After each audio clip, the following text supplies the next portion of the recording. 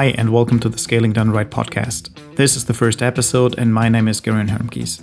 Today, we're going to talk about why you need a scaling framework for Scrum, why you need to scale at all, what business agility is, and why scaling Scrum often fails. So first of all, why do you need to scale Scrum?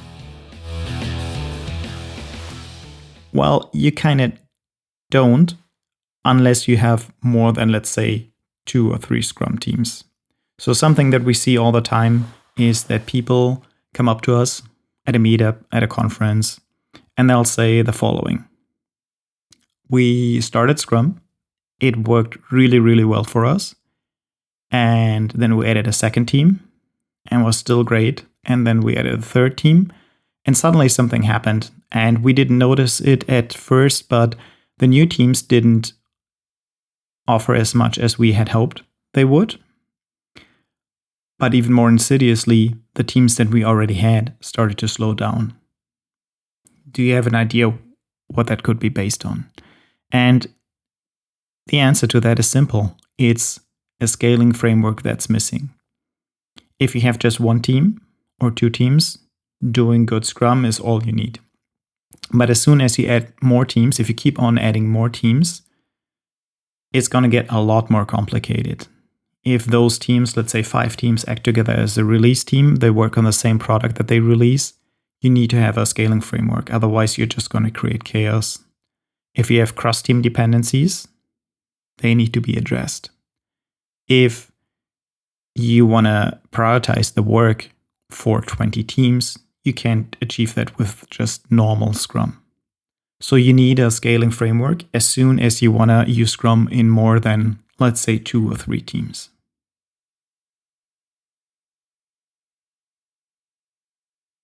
There are actually levels to scaling Scrum. So if you have just 1 or 2 teams, like we just said, you can just not use normal Scrum. And if you have a lower number of teams, let's say 5 to 8, I think it's okay to use any of the scaling frameworks that are out there. But if you really want to have true scalability, meaning what if you have 2,000 teams like SAP does? What if you have more than 3,000 teams like Amazon does? How do you organize them? What scaling framework do you use then? And here it is that I think that Scrum at Scale really shines in that you can actually add as many teams as you want, and the velocity, the productivity of the teams that you already have will not go down. And any team added, any new team added is actually going to increase the productivity linearly, meaning you don't have decreasing returns to scale. Decreasing returns to scale basically means if you add a team, if you add another team, the productivity overall is going to go down. And that's what happens with just using normal Scrum, right? You add a new team and suddenly your overall productivity goes down. In my view, that happens with other scaling frameworks. But Scrum at Scale allows you to scale linearly, meaning you have constant returns to scale, meaning every team added adds its own velocity without slowing the overall system down. And this is really powerful, and this is almost revolutionary, and it's not very intuitive to grasp. But this is what it's about, right? What good does a scaling framework do if, as soon as you add the 9th team, suddenly stuff starts to slow down? And in addition to being able to address a lot of teams, like in the hundreds, what Scrum at Scale also offers is business agility. And business agility basically means that you don't have an organization that is maybe still waterfall and you sprinkle a couple of teams at the bottom. The whole organization is actually using Scrum to operate. And that's why Scrum at Scale is sometimes called the agile operating system for a company, because everything in that company will be organized in an agile fashion using Scrum, from the top management to the teams at the bottom of the org chart. And in truth, the org chart will not really exist anymore. You're going to have a network of teams that work together. So the question is, we've kind of talked about why you need to scale, and you need to scale if you have more than a couple of teams, but why do you actually need to do Scrum? Why do you need to do scaled Scrum? And the answer for that is that, and I think everybody of us feels that, is that the world is changing too rapidly now.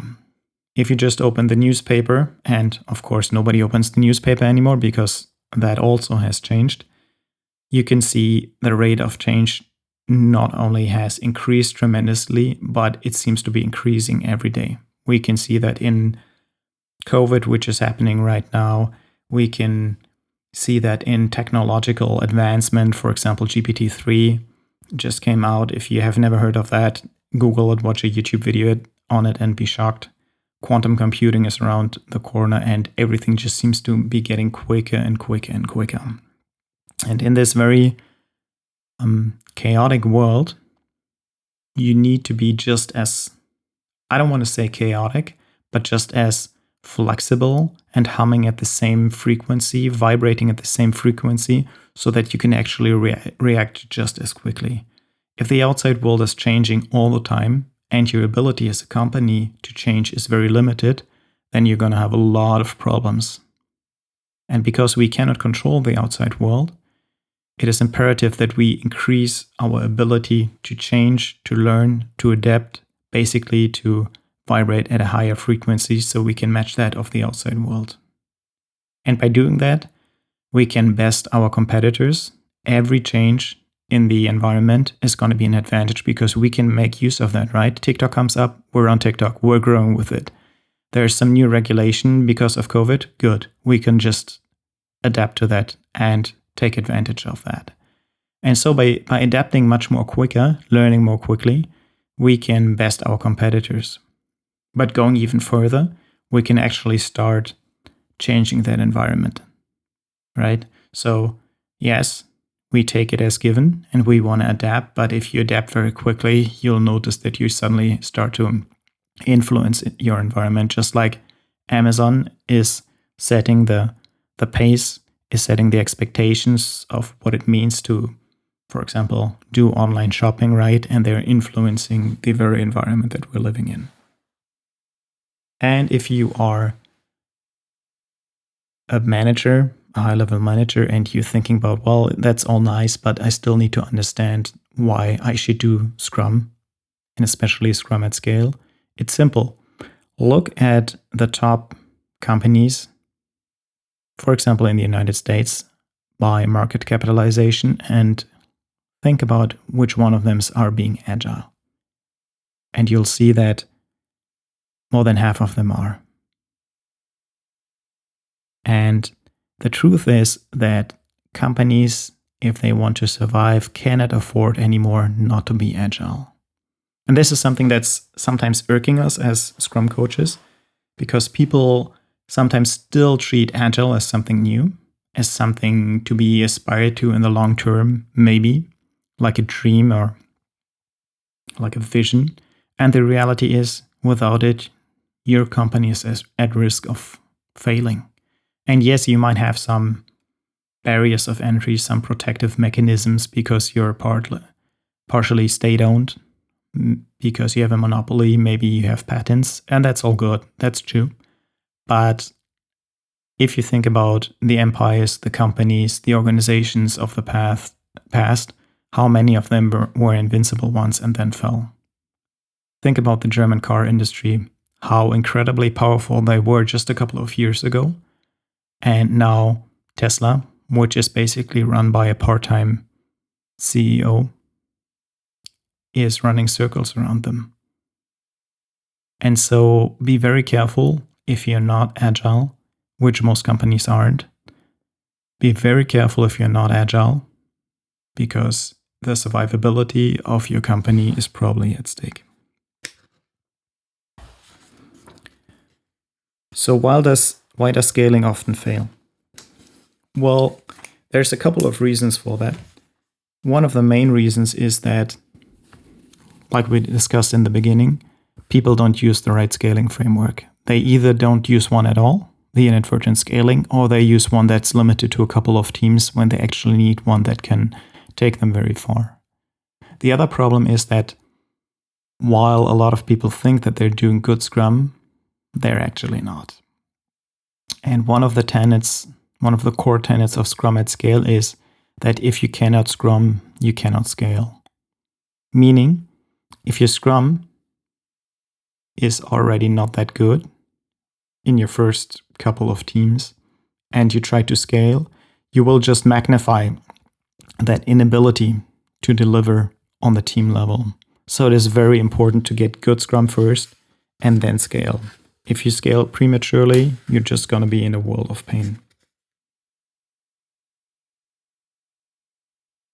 So, wrapping up, I think it's very important for you to understand that you need to be agile as a company because your survival depends on it.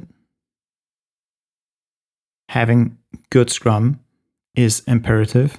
You need to have good Scrum on the team level, otherwise you can't scale.